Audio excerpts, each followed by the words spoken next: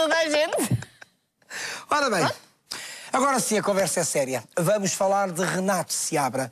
Veja as próximas imagens que pretendem contextualizar este tema de conversa.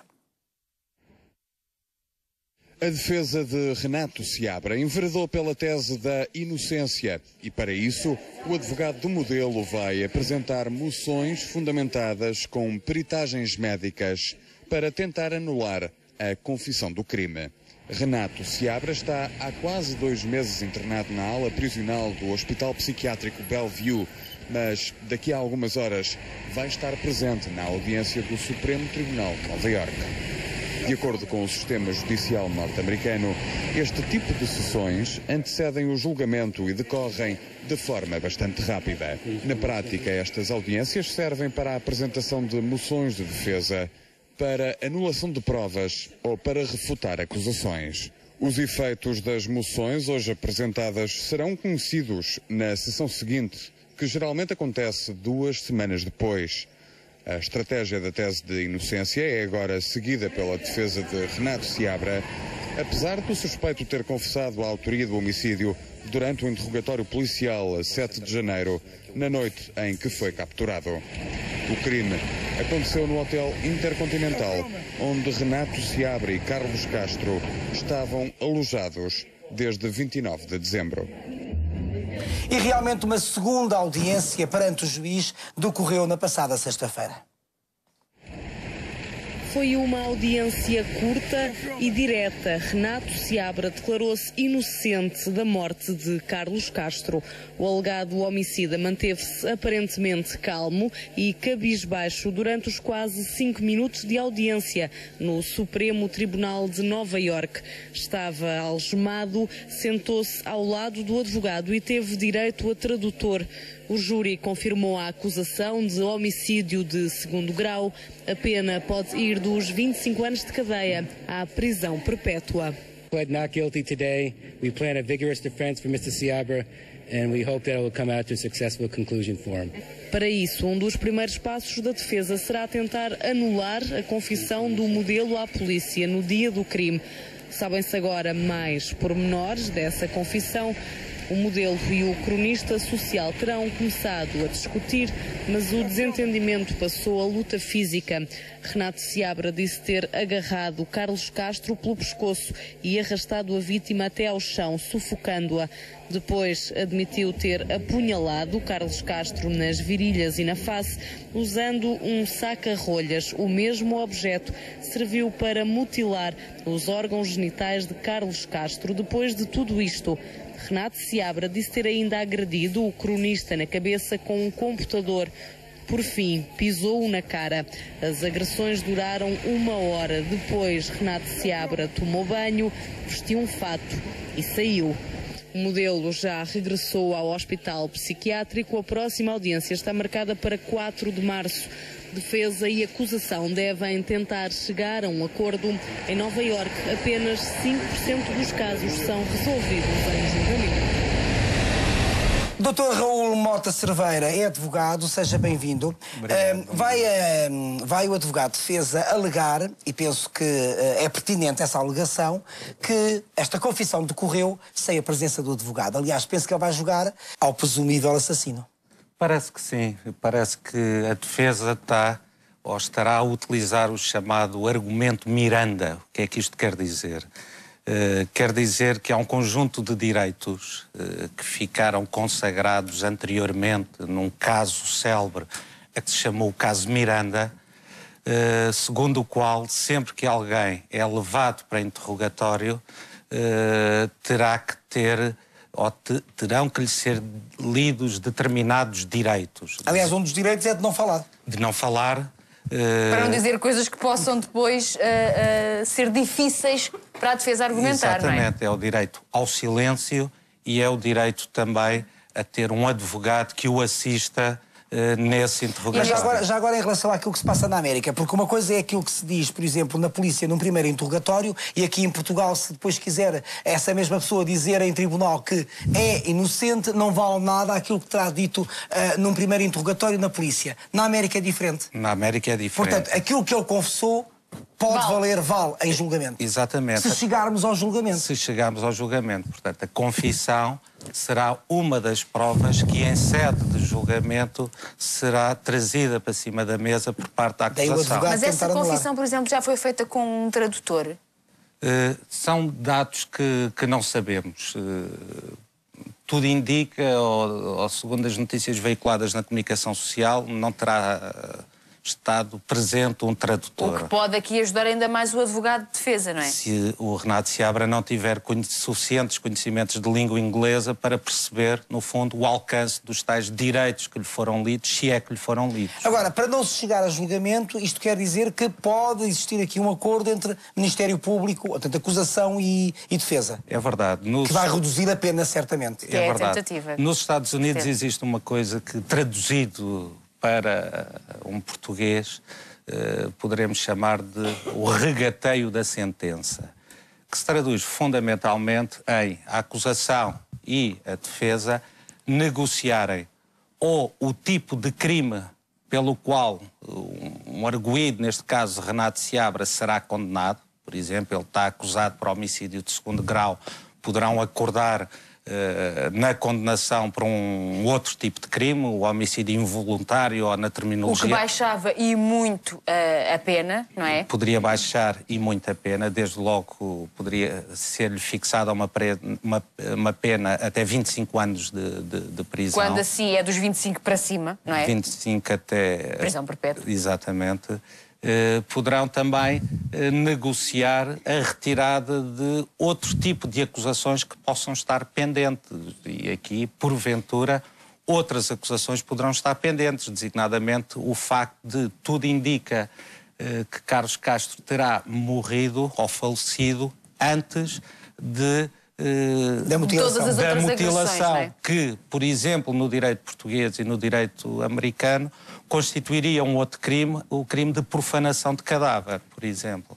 Mas esse regateio de pena pode acontecer e tudo indica, é pelo menos a sensibilidade que eu tenho em face de tudo o que tem sido veiculado na comunicação social, que a defesa está a reunir trunfos para que possa fazer esse acordo. Isso porquê? Porque o julgamento pode ser mais penalizante para o arguido? O julgamento implicará, como a Cristina disse há pouco, a possibilidade de lhe ser aplicada uma pena que vai de 25 anos de prisão à prisão perpétua. Não é? Embora já se fale também de, caso isso se consiga, dele ser internado ou ser preso num hospital psiquiátrico. Portanto, se não houver aqui uma evolução da situação dele e no fundo, pelo tempo em que ele está neste momento ainda a ser avaliado, pressupõe-se que ele realmente não está bem, não é? Porque já aqui se falou que este é dos melhores hospitais do mundo a nível psiquiátrico e ele continua a ser examinado e, portanto, a pena também pode ser cumprida num hospital psiquiátrico, ou não? Aí verdadeiramente não será uma pena, mas há duas situações que temos que distinguir, que é as perícias médico-legais que estão a ser efetuadas podem chegar a uma de três conclusões. A primeira é de que Renato Seabra tem, de facto, já há algum tempo uma doença do foro psiquiátrico. Porque ele está praticamente há 2 meses e meio internado, não é? Sim. Se revelou naquele momento? Já a tinha, mas naquele momento teve, por assim dizer, uma manifestação. Pode chegar à conclusão de que ele não tinha nenhuma doença do foro psiquiátrico, mas que no momento em que os alegados factos ocorreram estava numa situação de insanidade temporária, ou pode chegar à conclusão de que não tem qualquer desvio do foro psiquiátrico, não é? Agora, é muito curioso que nós conseguimos ver através do rosto essas mesmas emoções e por isso mesmo temos aqui connosco Freitas Magalhães, já lá vamos assim, para percebermos realmente o que é que o nosso rosto denuncia das emoções que estamos a viver, mas temos também connosco António Teixeira, que é ex-inspetor da Polícia Judiciária. Seja bem-vindo, António, muito obrigada por estar connosco uma vez mais. Num cenário destes, quando a polícia lá entra, não é? Tem que ter em conta o quê? O que é que se tem que trazer daquele quarto? Veja, independentemente de haver um suspeito óbvio, quando se entra numa situação daquelas, é como se não existisse qualquer suspeito. Faz-se uma recolha da prova exatamente como o autor fosse desconhecido. Com rigor, recolhe-se tudo aquilo que em princípio foi deixado ou que é estranho.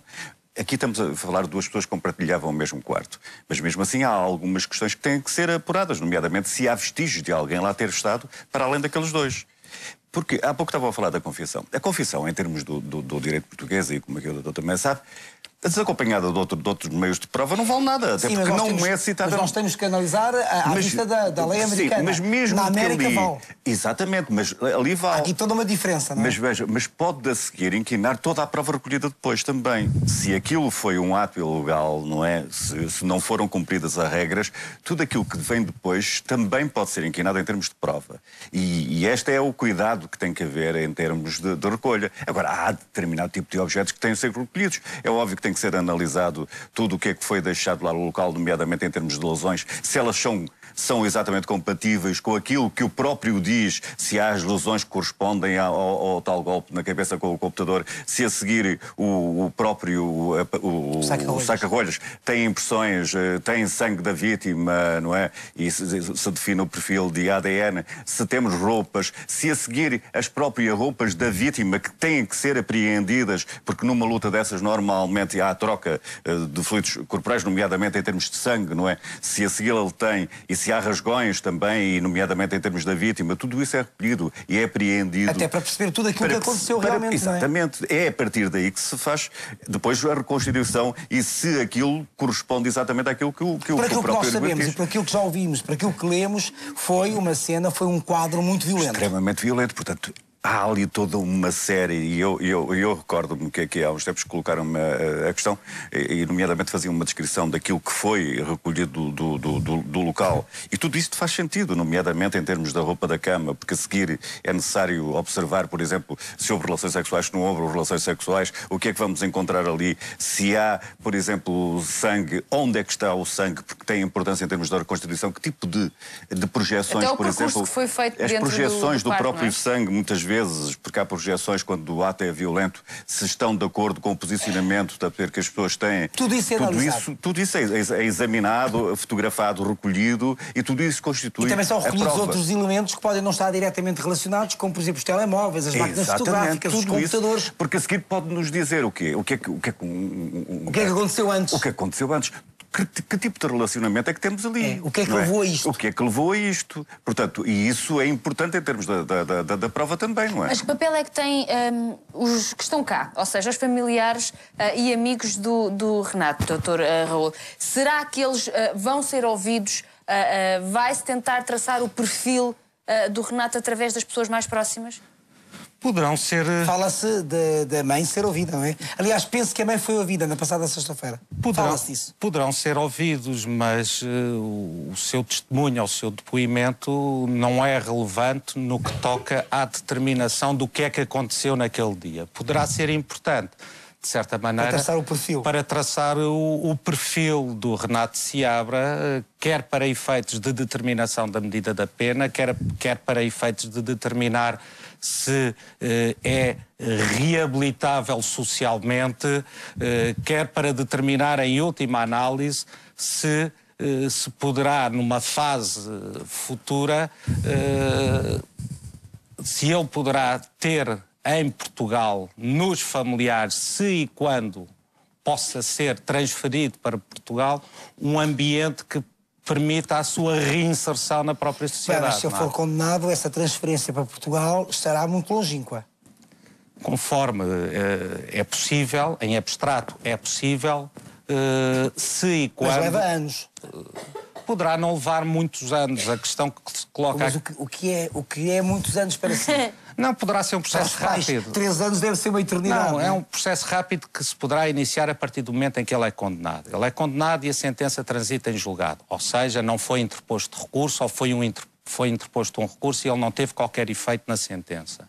O Renato Seabra terá que pedir, quer a Portugal ou aos Estados Unidos, o seu desejo, terá que manifestar o seu desejo de cumprir pena em Portugal. Já houve um caso ou dois em que se conseguiu isso, não é? Já houve um caso ou dois. Mas com anos de espera. Sim, são processos extremamente burocráticos e morosos. O nosso convidado. Designadamente porque é necessário